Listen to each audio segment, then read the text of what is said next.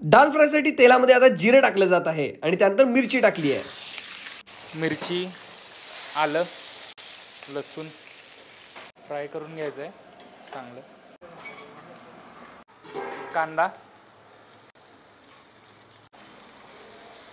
tomato, हळद, कसुरी मेथी, गरम मसाला, मिरची पावडर,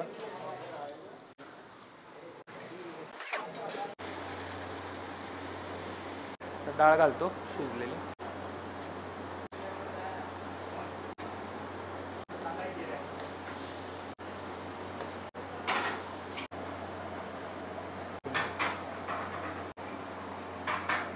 आता महिनाभर झालं मला माहीत झालंय, फार पूर्वीपासून आहे, ऐकून आहे, पण जेवण फार